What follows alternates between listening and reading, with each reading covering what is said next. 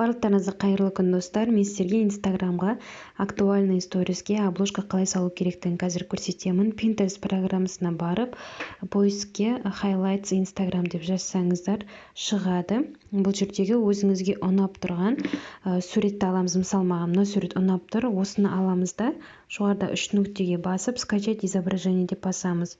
Ол бізге сақталғаннан кейін Инстаграмымызға қайтадан кіріп, өзіміздің парақшамызға кіргеннен кейін новый денге барамыз. Новыйға барғаннан кейін осы суретті мен өзімнің актуальный сторисімен салғым келеді. Осыны салдым. Салғаннан кейін редактировать обложку деген жерге бағанағы мен сақтаған обложканы аламын. Далені басамыз.